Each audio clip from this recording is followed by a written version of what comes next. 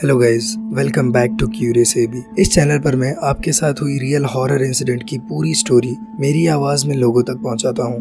तो अगर आपको भी अपनी रियल हॉरर इंसिडेंट लोगों तक पहुंचाना है, then you can submit your real horror experience story in the mail ID given in the description. तो आज जिन्होंने हमारे साथ अपनी रियल हॉरर एक्सपीरियंस को शेयर किया है, उनका नाम है Ankush. So let's start the story. मेरा नाम है अंकुश और मैं 23 साल का हूँ। मैं हरियाणा से बिलोंग करता हूँ, लेकिन फिलहाल दिल्ली में रह रहा हूँ और यहाँ पर एक प्राइवेट स्कूल में एज ए टीचर जॉब करता हूँ। मेरे साथ ये इंसिडेंट तब पेश आया था जब मेरे फादर का ट्रांसफर हुआ था एक इलाके में, जिस इलाके का नाम था धारापुर, और मेरी एज तब सिर्फ 17 साल की थी। जब हम अपने क्वार्टर पे गए तो हमें वो काफी ज्यादा नेगेटिव वाइब्स दे रहा था, क्योंकि उस क्वार्टर के आसपास ज्यादा घर भी नहीं थे और वो जंगलों से घिरा हुआ था। मेरी मदर भी वहाँ काफी ज्यादा अनकंफर्टेबल फील कर रही थी, लेकिन मेरे डैड ने उनको समझाया और कहा कि हमें यहाँ ज्यादा देर तो रुकना नहीं है, बस कुछ सालों की बात है, उसके बाद हम यहाँ से भी ट्रांसफर हो जाएंगे। तो मेरी माँ ने घर की साफ सफाई स्टार्ट कर दी और मेरे डैड ने मुझे तभी एक साइकिल ला के दिया था और मैं वो साइकिल लेके निकल गया जंगल में घूमने। तब मेरे पास एक फोन था जो कि बटन वाला फोन था, छोटा सा, जो आज 1500-1600 में मिल ही जाता है। मैं वो फोन और एक साइकिल लेके जंगल में घूमने चला गया। वो जंगल दिखने में काफी ज्यादा खूबसूरत था और उस एज में मुझे साइकिलिंग का भी बहुत ज्यादा शौक था, तो मुझे पता ही नहीं चला कि कितने देर में मैं घर से कितना दूर आ गया था। मुझे साइकिलिंग करते करते एक ब्रिज दिखाई दी जो कि ब्रिटिश के जमाने में बनी थी और वो ब्रिज अभी भी काफी मजबूत थी। मैं उस ब्रिज के ऊपर गया, मैंने साइकिल रोका और वहाँ से नीचे देखा। ज्यादा गहरा नहीं था, बस 10 फुट का था। उस ब्रिज के नीचे एक सूखी नदी थी जहाँ पर बड़े बड़े पत्थर थे और पानी का नामो निशान नहीं था। वहाँ पे काफी ज्यादा गंदे कपड़े फेंके हुए थे और कुछ लकड़ियाँ जली हुई पड़ी थी, जो कि हो सकता है कि पानी की वजह से बह के आया हो जब यहाँ पे पानी बहता हो। लेकिन मुझे ये समझ में नहीं आया कि वो जली हुई लकड़ियाँ वहाँ पे क्या कर रही थी। खैर, मैंने उस चीज को ज्यादा नोटिस नहीं किया और मैं वहाँ से तुरंत अपने क्वार्टर में लौट गया। जब मैं घर वापस आया तो मम्मी ने तब तक आधी सफाई कंप्लीट कर दी थी और मेरे डैड भी उनकी मदद कर रहे थे। मैंने अपना साइकिल रखा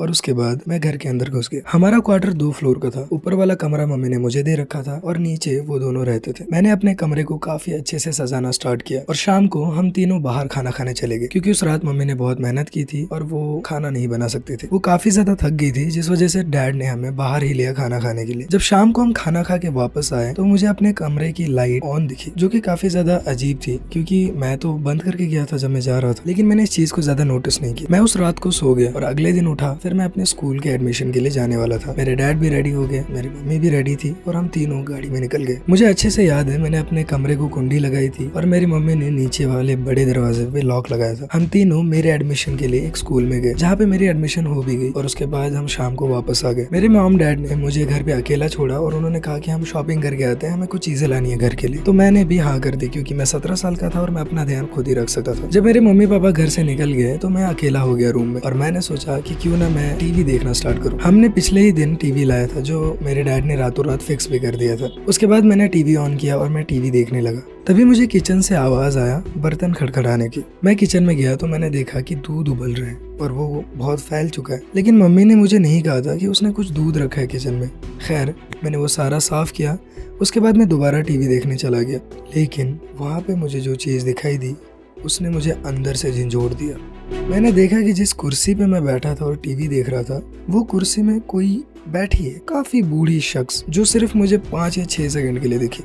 मैंने जल्दी से अपनी आंखें बंद की और मैंने दोबारा खोला तो वहाँ पर कोई भी नहीं था, सब कुछ नॉर्मल था। लेकिन मैं काफी डर गया था, लेकिन मैंने अंदर अंदर ये सोचा कि शायद मेरा वहम होगा, क्योंकि अब मैं काफी ज्यादा डर चुका था, तो मैं अकेले घर पे रहना नहीं चाहता था। मैंने दोबारा अपना फोन उठाया, अपना साइकिल उठाया और दोबारा जंगल की तरफ साइकिलिंग करने चला गया। मैं दोबारा से उस ब्रिज पे पहुंचा और मैंने नीचे देखा, जो चीज कल यहाँ पे मौजूद थी वो सारी चीजें गायब हो चुकी थी। ना वहाँ पे कोई जली हुई लकड़ी थी, ना वहाँ पे वो गंदे कपड़े थे जो फेंके हुए थे कल। लेकिन मैंने इन चीजों पे ज्यादा ध्यान नहीं दिया और मैं वापस घर की तरफ जाने के लिए साइकिल की तरफ मुड़ने लगा था। लेकिन तभी मुझे ऐसा महसूस हुआ कि किसी ने मुझे जोर से धक्का दिया और मैं सीधा ब्रिज से नीचे गिर गया। फिर मेरी आंख सीधे हॉस्पिटल में खुली। मेरे सामने मेरे मॉम डैड खड़े थे और मेरे सर पे बड़ी सी पट्टी लगी हुई थी। मेरे पैर का एंकल भी टूट गया था, क्योंकि मैं पैरों के जरिए नीचे गिरा था और मेरा कमर भी काफी दर्द कर रहा था। मैंने फौरन मम्मी पापा को पूछा कि मुझे धक्का किसने दिया था, तो मेरे मॉम डैड कहने लगे, तुम्हें किसी ने धक्का नहीं दिया था, तुम फिसल के गिरे थे, क्योंकि वहाँ पर कोई मौजूद भी तो नहीं था। मैं इस चीज से काफी ज्यादा डर गया और मैंने मम्मी पापा से कहना स्टार्ट किया, मुझे यहाँ कुछ तो अजीब लग रहा है। मैंने मम्मी को सारा इंसिडेंट बताया जो मेरे साथ हुआ था। मेरे कमरे का लाइट खुद ऑन होना, मुझे अपनी कुर्सी पे किसी औरत का दिखना और मुझे ब्रिज से किसी के धक्का देने का महसूस होना। लेकिन मेरे मम्मी पापा ने इन बातों पे ज्यादा ध्यान नहीं दिया और मैं 2 ही हफ्तों में वहाँ से डिस्चार्ज भी हो गया, क्योंकि मुझे ज्यादा चोट नहीं नहीं आई थी, बस मेरा सर का चोट काफी गहरा था। मुझे अपने रूम में रखा गया। मैं अपने रूम में रहता था, लेकिन मैं उनको मुझे अकेला छोड़ने नहीं देता था। मुझे इन चीजों से काफी ज्यादा डर लगने लगा था। जिस रात मैं हॉस्पिटल से डिस्चार्ज होकर आया था, उस रात जब मैं सोया तो मुझे सपना काफी ज्यादा खौफनाक आया। मेरा सपने के अंदर बहुत दम घुट रहा था और मैं जल्दी से जल्दी अपनी आंख खोलना चाहता था। जब मेरी आंख खुली, मैं सीधे सीढ़ियों से नीचे जाने लगा और मुझे रास्ते में मेरी माँ दिखी, जो कि फ्रिज से पानी का बोतल निकाल रही थी। मैंने उनको कहा कि मम्मी, मुझे बहुत गंदे सपने आ रहे हैं, मुझे अपने कमरे में काफी डर लग रहा है। जिस बात को सुनकर मम्मी ने कुछ जवाब नहीं दिया। मैं चिल्ला रहा था, मम्मी मेरी बात सुनो, मुझे डर लग रहा है, आप कुछ बोलती क्यों नहीं हो, मुझे बहुत डर लग रहा है, मुझे आपके कमरे में सो। जब सामने से कोई जवाब नहीं आ रहा था, मैं काफी ज्यादा डर गया था। मुझे अपने सामने मेरी माँ दिखाई दे रही थी, लेकिन मुझे वहाँ से कोई रिस्पॉन्स नहीं मिल रहा था। जिस बात से डर के मैंने जोर से चिल्लाया और तभी मेरे मॉम डैड के दरवाजा खुला और अंदर से मम्मी बाहर आई।